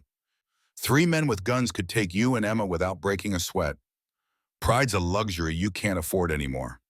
The blunt assessment stung because it was accurate. Jack had spent 40 years being the strongest person in any room, the one who handled threats and protected civilians and maintained order. Now he was dying and weak and responsible for a baby who couldn't defend herself. The mathematics were simple, even if accepting them burned. What are you proposing? We set up security, cameras, motion sensors, perimeter patrols, members rotate through on watch. Volkov makes a move. We're ready. And what do you get out of this? Cole spoke quietly. I get to protect my daughter. That's all I've wanted since Sarah told me she was pregnant. Protect them both. I failed with Sarah. I'm not failing Emma. Jack studied Cole's face, looking for deception and finding only exhausted sincerity. Whatever else this man might be, he loved his daughter. That counted for something. Fine, but my house, my rules. No drugs, no weapons visible to Emma, no club business conducted here. Your security, nothing else. Diana nodded, agreed. We'll start installations this afternoon. They left in a rumble of engines that rattled the windows. Amy appeared beside Jack with Emma in her arms. You sure about this? No, but I'm not sure about anything anymore. The next 3 days passed in a blur of activity that transformed Jack's quiet Victorian into something resembling a command center. Iron Oath members installed cameras covering every approach to the house, motion sensors in the yard, reinforced the doors with steel core replacements that looked like wood but could withstand a battering ram. Diana moved into the guest room upstairs, her presence oddly comforting despite Jack's initial resistance. She was competent with Emma, former military training translating smoothly to infant care. Both required attention to detail, ability to function on minimal sleep, and staying calm under pressure. Eleanor Pritchard from the church arrived each morning at 9 with casseroles and patience, teaching Jack the small rituals of baby care that Amy had introduced, but he hadn't absorbed. How to recognize different types of cries, how to properly support Emma during tummy time, how to baby-proof a house that had accumulated 65 years of dangerous objects. Other women came in shifts, creating a rotation of care that meant Emma was never alone and Jack was never overwhelmed. Tom stopped by on the second day with news about the FBI raids. Rivera's team had arrested Victor Volkov at his home in Billings, along with 17 members of his organization across 3 states. Evidence from Sarah's thumb drive had led to bank account seizures totaling $40 million and the rescue of 12 women currently being held in various locations. It was a clean operation, the kind that made headlines and justified budget allocations and reminded people that federal law enforcement occasionally did exactly what it was supposed to do. Volkov lawyered up immediately, refused to talk, refused to cooperate, sat in his cell with the calm certainty of a man who believed money and connections would eventually secure his release. But Sarah's evidence was airtight. Banking records matched to penny, shipping manifests corroborated by customs logs, communication intercepts verified through metadata. The case was strong enough that even expensive lawyers couldn't find meaningful gaps. "He'll die in prison," Tom said. "Multiple life sentences, no possibility of parole. Justice for Sarah." Jack wanted to feel satisfaction, but mostly felt empty. Volkov in prison didn't bring Sarah back, didn't give him the years he'd lost to stubborn silence, didn't cure the cancer eating his lungs. It was better than Volkov walking free, certainly better than Emma growing up with that threat hanging over her. But it wasn't healing, it wasn't redemption, it was just the bare minimum of accountability. On the fourth day, Jack's body began its steeper decline. The pain that had been manageable with over-the-counter medication suddenly required prescription opioids that left him foggy and disconnected. Dr. Morrison made a house call and delivered the news Jack had been expecting. The cancer was accelerating faster than any model predicted, likely stress-induced, definitely terminal. Weeks now instead of months. Maybe a month if Jack was very lucky, and luck was generous. "You need hospice care. We can set up a hospital bed, pain management protocols, end-of-life planning." The clinical language made dying sound like a project with deliverables and timelines. Jack supposed it was, in a way, the ultimate deadline that no amount of planning could extend. "Fine, whatever you need to do. But I'm staying conscious as long as possible. Emma needs someone who recognizes her, not a drug shell." Morrison's expression said this was negotiable, but he didn't push. He prescribed lower doses of stronger medications, a balancing act between pain management and cognitive function that would become harder to maintain as the cancer progressed. Jack took the pills and felt the pain recede to manageable levels, felt his thoughts clear enough to focus on immediate tasks. Emma was sitting up now with support, had discovered that banging objects together made noise, was starting to show personality beyond basic needs. She smiled when Jack entered rooms, recognized his voice, reached for him with a trust that terrified him. He was going to die and abandon her just like everyone else in her short life had died or disappeared. The thought kept him awake despite the medications, staring at the ceiling and calculating how many days he had left to make sure Emma's future was secure. Diana found him in the nursery at 3 in the morning on the fifth day, sitting in the rocking chair with Emma asleep on his chest. She didn't say anything, just brought him tea and sat in the doorway keeping quiet company. After 20 minutes, she spoke. "I had a son, Jackson. Lost him to leukemia when he was 8. Jack looked over. Diana was staring at Emma with an expression he recognized, the look of someone remembering a child who wasn't coming back. "I was Army medic, served 2 tours in Iraq, saved dozens of lives, maybe hundreds, but couldn't save my own kid. Couldn't save the one life that mattered most. I'm sorry. After he died, I tried to die too. Pills, alcohol, planning ways to make it look like an accident. Cole found me in a parking lot about to swallow a bottle of Oxy. He sat with me for 3 hours. Didn't say much, just sat. Then he drove me to the clubhouse, put me in a spare room, stayed up all night making sure I didn't try again." Jack had seen that kind of grief. Spouses who lost their will to continue after partners died. Parents who couldn't survive their children. 40 years of law enforcement had taught him that some losses were simply too large to absorb. Next morning, he offered me a patch. Said anyone who survived the worst thing was strong enough to be useful. Said Iron Oath needed that strength. "And you said yes." I said yes. "Been riding 9 years. They're my family now." Cole saved my life, so when he needed help protecting his daughter, I showed up. That's what family does. Jack understood. Not the motorcycle club specifically, but the principle underneath. Loyalty born from shared trauma, family chosen rather than assigned, showing up because someone once showed up for you. Emma stirred against his chest, and Diana stood. "Let me take her. You need sleep." Jack wanted to argue, but his body was done pretending it had reserves left. He handed Emma over and watched Diana settle her back into the crib with practiced ease, then stumbled to his bedroom and collapsed. Sleep took him immediately, dragging him down into dreams where cancer didn't exist, and daughters didn't die, and grandfathers had time. The attack came on the sixth day, late afternoon when the light was starting to fade and Jack was feeding Emma in the kitchen while Diana checked camera feeds upstairs.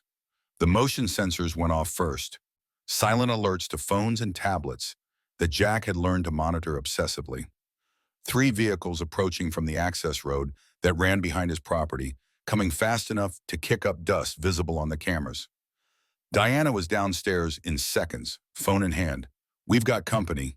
Three SUVs, blacked out windows. Could be nothing. Could be Volkov's people. "I thought FBI arrested everyone. Everyone they knew about. Volkov's operation was bigger than 17 arrests." Diana called Cole, her voice clipped and professional. "Need backup at Sullivan's. Multiple vehicles inbound, unknown hostiles." ETA? Jack heard Cole's response through the phone. 10 minutes. Stall them. 10 minutes was a long time when people with guns wanted in your house. Jack handed Emma to Diana. "Take her upstairs. Bathroom away from windows. Don't come out until it's clear." "What are you going to do?" "What I've done for 40 years. Jack's service weapon was still in the safe, but he had other options. The shotgun Nancy had insisted they keep after a string of rural burglaries 20 years ago, loaded with buckshot and kept in the hall closet where she could reach it if someone broke in while Jack was at work. He'd argued they didn't need it, argued that crime rates didn't justify paranoia. Nancy had bought it anyway, taken shooting lessons at the range, practiced until she could hit center mass at 20 feet. Jack had never told her how much that competence turned him on. The shotgun felt heavier than it should, or maybe Jack was just weaker. Stage 4 cancer in 65 years made weapon handling harder than muscle memory wanted to admit. He checked the load, 5 shells, and chambered around. The mechanical sound was familiar and comforting. The same rack and click he'd heard thousands of times during training and traffic stops and the handful of situations that had actually required pointing a weapon at another human. The SUV stopped at the property line, just visible through the front windows. Doors opened and 6 men emerged, all dressed in dark tactical gear that looked military surplus. Professional, organized, not random criminals but soldiers following orders. Jack's cop brain cataloged details automatically. Body armor, automatic weapons, moving in formation with practiced coordination. These weren't local thugs. These were Volkov's cleanup crew, sent to recover evidence and eliminate witnesses before FBI could build complete cases. One man approached the porch while the others fanned out, covering angles. Jack met him at the door with the shotgun visible but pointed at the ground. The man stopped 3 feet away, close enough that Jack could see his face clearly. Slavic features, cold eyes, a scar running through his left eyebrow. Combat veteran, Jack guessed. Someone who'd seen violence and decided to make it a profession. The man spoke with a thick accent. "Mr. Sullivan, we need to talk about property that doesn't belong to you. Talk from there. You're not coming in my house. This doesn't have to be difficult. Give us the baby. Tell us where's evidence. We leave. Simple. Baby's not property, and evidence is with FBI. You're too late." The man smiled without warmth. "FBI has copy. We want original, and baby is insurance. Victor's orders." Victor's in federal custody facing life sentences. His orders don't mean much anymore. Victor has long arms, longer than FBI believes. "Now, baby, or we take her." Jack raised the shotgun to low ready, finger on the trigger guard but not committed yet. "You're welcome to try, but I was sheriff here for 35 years. This is my property. Montana has good stand-your-ground laws. I can shoot anyone who threatens my family on my land, and it's legally justified. You are dying man with one gun. We are 6 men with automatic weapons. Mathematics is simple." The man had a point. Jack was outnumbered, outgunned, and operating a body that was failing in real time. But he'd spent 40 years learning that fights weren't won by whoever had the most firepower. They were won by whoever was willing to go furthest. And Jack had 3 months to live. These men had careers and futures and reasons to survive. That gave him an edge they didn't expect. "Tell you what," Jack said conversationally. First man through my door, I'm putting buckshot through his chest. Second man probably gets me, but that first man dies screaming. You want to volunteer? The man's expression shifted slightly, calculating odds and assessing commitment. Jack held his gaze, letting him see the truth. Jack Sullivan had nothing left to lose and everything to protect. The worst they could do was kill him, which cancer was doing anyway. The worst he could do was take several of them with him, which he would do without hesitation. Before the standoff could resolve, motorcycle engines roared up the driveway. Iron Oath arriving, 12 bikes carrying riders in leather and denim. Cole dismounted first, flanked by members carrying weapons that made Jack's shotgun look like a toy. The tactical balance had just shifted dramatically. Cole walked up to stand beside Jack, voice calm but carrying a threat underneath. You boys lost? This is private property. The Slavic man reassessed the situation, outnumbered now instead of holding advantage. His hand moved toward a radio on his belt. Cole's hand moved faster toward the pistol under his jacket. The message was clear. Call for backup, and this becomes a shooting war nobody walks away from. We will be back. Looking forward to it. The 6 men retreated to their SUVs and left in a controlled withdrawal that suggested military discipline. Jack's hands were shaking, adrenaline dump making the shotgun waver. Cole gently took it from him. You okay? Just fantastic. Dying man holds off armed assault. Regular Tuesday afternoon. Diana appeared from inside with Emma, who was crying at the disruption to her routine. Jack's heart rate started to normalize as he took his granddaughter, her solid weight and baby soap smell, grounding him back to reality. This was what mattered. Emma safe, Emma fed, Emma growing up somewhere better than wherever Volkov's people came from. Cole made calls on his cell, organizing perimeter security and coordinating with Tom about the attempted assault. Sheriff's Department would send deputies, but the response time was 20 minutes minimum, too slow to matter in a real firefight. The Iron Oath would maintain watch rotation through the night, armed and ready for Volkov's people to make another attempt. Jack carried Emma inside to the nursery, sinking into the rocking chair because standing was becoming difficult. The cancer was eating his strength in visible increments now, each day weaker than the last. Dr. Morrison's estimate of weeks was optimistic. Jack figured he had days, maybe 2 weeks if his body was stubborn about dying. Not enough time. Never enough time. Diana brought him water and pain medication, waited while he swallowed pills with hands that shook. That was stupid. Brave, but stupid. You could have been killed, would have been killed if Cole hadn't shown up, but Emma would have been safe. That's what mattered. Emma needs you alive, not martyred. Emma needs someone alive. Doesn't have to be me. Diana's expression said she disagreed, but arguing with dying men was pointless. Jack rocked slowly, Emma settling against his chest the way she did when the world got too loud. 6 months old and already learning that Grandpa's heartbeat meant safety, that this weathered old man with cancer eating his lungs would stand between her and harm until his body quit completely. That night, Jack began writing letters, one to Emma for when she turned 18, words he needed to say but she was too young to understand. One to Cole and Diana for after Jack died, instructions about Emma's care, and requests to tell her stories about Sarah and Nancy. One to Sarah to be buried with him. Words that should have been said 15 years ago, but maybe still counted if delivered to a grave. The writing exhausted him. Simple sentences required concentration he didn't have, pen feeling heavy as a sledgehammer. But he pushed through because these words mattered, were maybe the last thing that would matter. Emma asleep in her crib beside his bed, Diana on watch downstairs, Iron Oath members patrolling the property line. An armed camp built around protecting one 6-month-old baby from men who saw her as leverage. Tom came by in the morning with news that made the previous day's attack make sense. FBI had discovered Volkov had a brother, Dmitry Volkov, living in Seattle, running his own trafficking operation parallel to Victor's. When Victor went down, Dmitry assumed control of the Montana territory. The 6 men who'd come for Emma were Dmitry's people, sent to recover whatever evidence Sarah had gathered that might implicate the broader organization. But Sarah's thumb drive is with FBI. They have everything. They have financial records and manifests for Victor's operation. But Sarah mentioned in her call about secondary servers, backups, redundancies. Dimitri thinks those backups are somewhere Sarah had access to. And since Sarah was coming here when she died, Dimitri assumes the backups are with you. Jack wanted to laugh at the absurdity. Sarah bringing backup servers to her estranged father's house? Hiding evidence in a place she hadn't visited in 15 years? It made no sense unless her car. We searched her apartment, searched the car seat. Did anyone check the actual vehicle thoroughly? Tom's expression shifted. Impound lot, I'll call it in.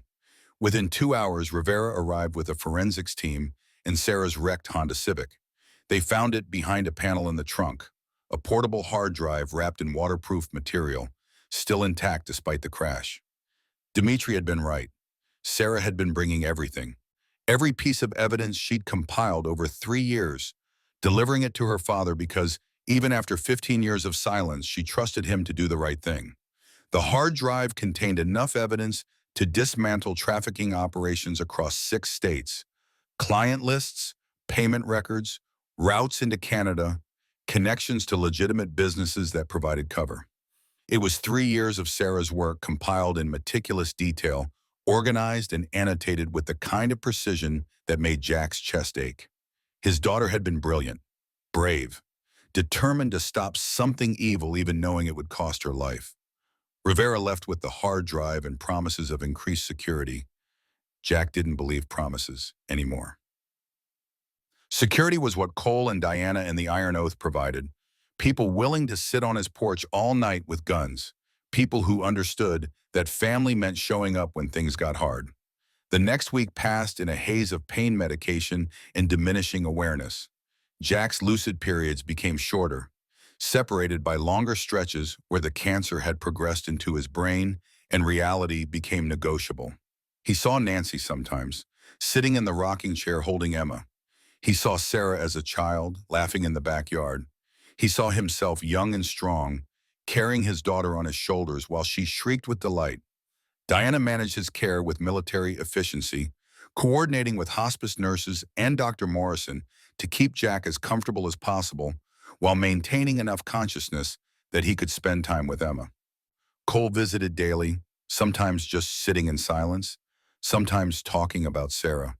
Memories Jack didn't have, stories from her life after she'd left. Small gifts that rebuilt a daughter in Jack's mind, filled gaps the estrangement had created.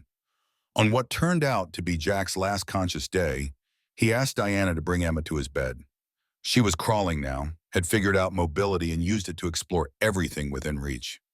Diana set her on the blankets, and Emma immediately crawled toward Jack's face, tiny hands patting his cheeks with the gentle violence babies employed. Jack captured one hand and kissed her palm.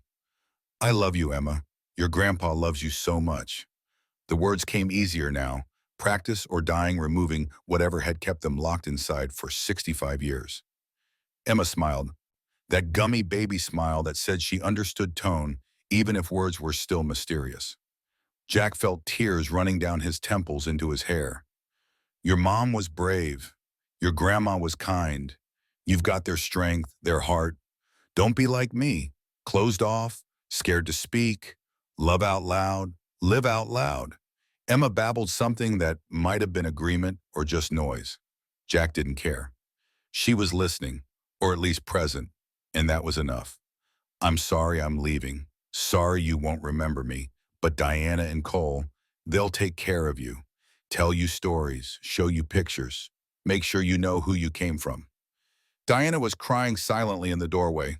Cole had arrived and stood beside her, also crying, neither of them trying to hide it. Jack was grateful for their tears, proof that Emma would be mourned by people who loved her, that his death would matter to someone besides himself. Dr. Morrison came that evening and increased the morphine drip. The pain had become unmanageable, was eating through whatever cognitive function Jack had left. Better to sleep now, to let the cancer finish its work without forcing Jack to endure every moment. He drifted in and out, catching fragments of conversation around him, feeling Emma's weight on his chest when Diana brought her for final goodbyes. The last thing Jack saw clearly was Emma's face inches from his, her dark eyes studying him with the serious intensity babies sometimes displayed. She reached out and touched his face, gentle this time, as if she understood something was ending. Jack tried to smile, wasn't sure if his face cooperated. He whispered words he wasn't sure she could hear. My sunshine, my only sunshine. You make me happy when skies are gray. Then sleep took him and didn't let go. Breathing became irregular, then shallow, then stopped. Jack Sullivan died at 4:17 a.m. on a Tuesday morning, surrounded by chosen family and loved by a granddaughter who wouldn't remember him but would know his story. The funeral was small but well attended. Entire sheriff's department showed up in dress uniforms. FBI sent representatives, including Rivera, who spoke briefly about Sarah's courage and Jack's determination. Iron Oath members filled the back rows, leather and denim, in a cemetery that hadn't seen motorcycles since the last veteran's funeral. Eleanor Pritchard and the churchwomen who'd helped with Emma came. Amy came. Tom delivered a eulogy that made people cry and laugh in equal measure. Stories about Jack's 4 decades of service mixed with acknowledgement of his failures as a father and ultimate redemption as a grandfather. Diana spoke about finding family in unexpected places, about second chances and showing up. Cole stood silent, holding Emma, letting his presence say what words couldn't. The cemetery was on a hill overlooking the valley Jack had protected for 35 years. Montana stretching away in all directions under a sky so blue, it hurt to look at. They lowered Jack's casket next to Nancy's grave, 3 feet from Sarah's. The Sullivan family plot complete. 3 generations laid to rest in Montana soil. Each mourner placed a white lily on the casket. Diana's idea borrowed from the Iron Oath tradition of honoring fallen members. By the time everyone had contributed, Jack was buried under flowers. The headstone was simple granite with text that Tom and Diana had chosen together. Jack Sullivan, 1960 to 2025. Sheriff, father, grandfather. He showed up. 6 months later, spring had transformed Montana from frozen wasteland to something approaching beauty. Diana and Cole had married quietly, legal formalization of a partnership that already existed. They'd moved into the Sullivan house, keeping it as Emma's inheritance but making it their home. The Victorian had been repainted, gardens planted, life restored to rooms that had been museums for too long. Emma's first birthday party filled the backyard with people, Iron Oath members and their families. Church women who'd helped Jack, Tom and Amy and their kids, even Agent Rivera who'd driven from Billings because some cases became personal. Emma wore a tiny dress and destroyed a cake shaped like a motorcycle, smashing frosting into her face while adults laughed and took pictures. Diana stood on the porch watching, Cole beside her with his arm around her waist. Tom approached with an envelope. This came from Jack's lawyer. Instructions were to deliver it on Emma's first birthday. Inside was a video thumb drive and a note in Jack's handwriting, shaky from medication but legible. Play for Emma on her first birthday. They gathered in the living room, Diana, Cole, Tom, Emma in Diana's lap, and loaded the video. The screen showed Jack in his hospice bed a week before he died, holding Emma with visible effort. His voice was weak but clear, every word measured and deliberate. Emma, if you're watching this, I'm gone, but I want you to see me, really see me. This is your grandpa. Jack Sullivan, man who wasn't always good with words but tried. You saved me, baby girl, gave me reason when I had none, purpose when I was lost. Your mom, Sarah, my daughter, she was brave, stronger than me. She died protecting you. Remember that. Your grandma, Nancy, my wife, she was heart I never showed. She'd have spoiled you rotten. And Diana and Cole, your parents now, they're best people I know. Listen to them. Love them. They chose you. Life's hard, Emma. Montana winters are long, but spring always comes, always. When you're sad, remember, your grandpa loved you. Completely, fiercely, forever. You are my sunshine, my only sunshine. And baby girl, I'm watching, always watching. Be strong, be kind, be loved. Goodbye, my Emma, goodbye. The screen went black. Diana was crying, Cole wiping his eyes, Tom clearing his throat repeatedly. Emma was oblivious, playing with her toes and babbling to herself. But someday she'd watch this video and understand. Someday she'd know about the grandfather who'd saved her life. about the mother who died protecting her, about the family that had formed around keeping her safe. Outside, spring wind blew through new leaves on old trees. The Sullivan house stood solid on its foundation, sheltering another generation. In the cemetery on the hill, white lilies had taken root around Jack's grave, spreading wild and determined. Life continuing, legacy living. Montana endured. Families endured. Love endured. Even imperfect love delivered too late by flawed people doing their best. Jack Sullivan had shown up when it mattered. His granddaughter would grow up knowing that it was enough.